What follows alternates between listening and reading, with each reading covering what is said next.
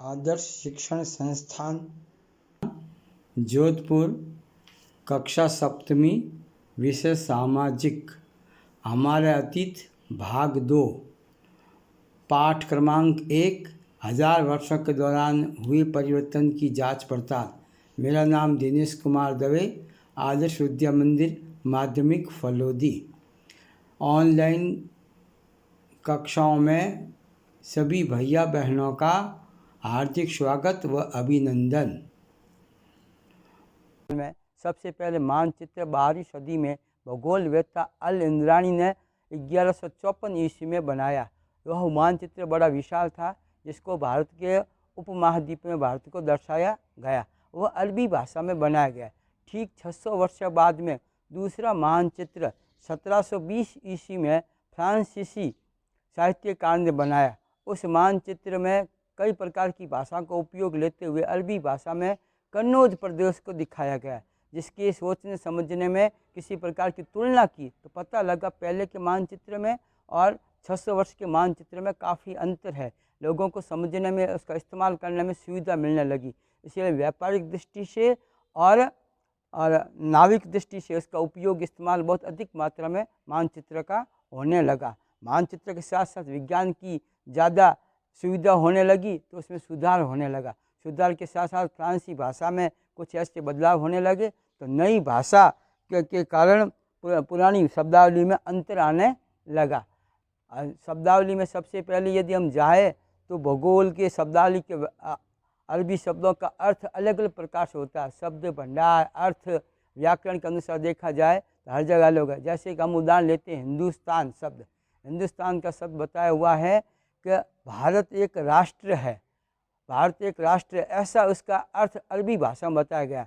यदि हम धीरे आगे जाएंगे तो जैसे जैसे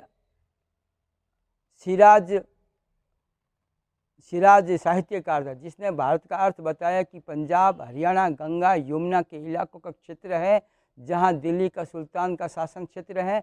इसी इलाके को भारत का राष्ट्रीय अंग बताया गया।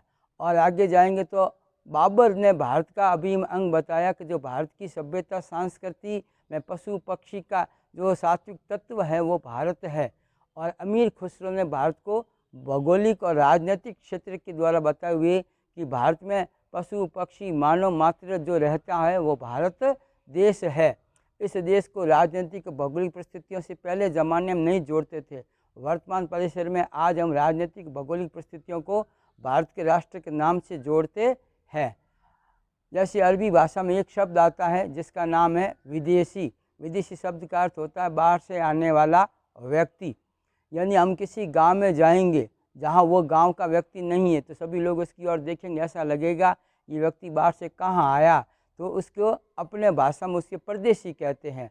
और अरबी भाषा में उसे हम अजनबी व्यक्ति कहते हैं कि ये अजनबी व्यक्ति कहाँ से आया। अजनबी व्यक्ति का अर्थ होता है दूर देश से आने वाला व्यक्ति। यदि एक ही गांव में यदि दो किसान रहते हैं, चाहे वो अलग प्रकार की भाषा बोलते फिर भी वो एक दूसरे को समझते हैं, तो वह अपने ऊपर पारस्परिक संवाद में नई भाषा की पुरानी शब्दावली का उपयोग भी करते हुए समझ लेते हैं।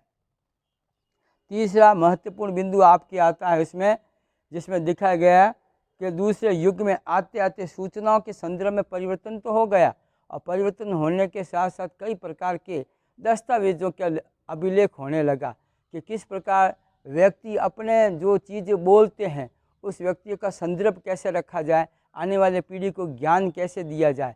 तो उस ज़माने में जो जी चीज़ बताई जाती थी उसका उपयोग होता था, मगर लेखन का काम नहीं होता था, क्योंकि उस समय कागज़ का विकास नहीं था। धीरे धीरे कागज़ का विकास हुआ, कागज़ आसानी से उपलब्ध होने लगा, तो व्यक्ति ने हर चीज़ को लिखने के लिए कागज़ का उपयोग करने लगा। कागज़ के उपयोग होने के कारण कई ग्रंथ, कथाएँ, अर्जियाँ, सरकारी दस्तावेज वगैरह लिखे गए, जिससे लिखने के कारण हम उसे रखने के लिए दिक्कत होने लगी। तो लिखे हुए कागज़ की जो लिपि होती है उसे पांडुलिपि कहा जाता है। पांडुलिपि को रखने के लिए अभिलेखाकारों का विकास हुआ। उसे अभिलेखाकार पुस्तकालय के रूप में यानी लाइब्रेरी के रूप में रखते थे।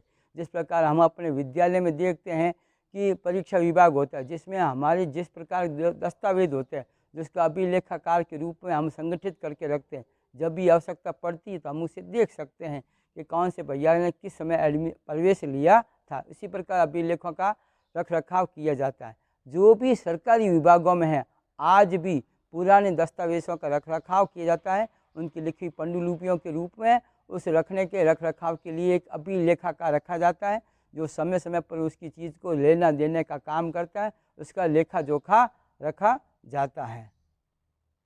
कागज़ के आविष्कार के साथ साथ यदि हम जाएँ तो पुराने ज़माने में देखते हैं कि जिस प्रकार अब जैसे आप भी हो, कई भैया स्कूल नहीं आते हैं, काम में पीछे रह जाते हैं, तो अपने साथी की कॉपी लेके जाते हैं। साथी की कॉपी में लेके जाते हैं, उनके अनुसार लिखे हुए शब्दों को लिखते हैं। और कई कई ऐसे शब्द अक्षर है जो भैया समझ नहीं पाता, तो उसके जैसे लिखा हुआ उसे बनावट करने की कोशिश करता है। और ऐसे बनावट किए हुए शब्दों में वो नकल तो कर लेता है, मगर अर्थ उसका अलग हो जाता है।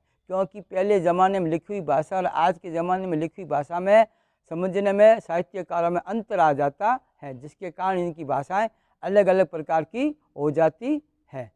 और नकल के साथ साथ ये शब्द परिवर्तन हो गए।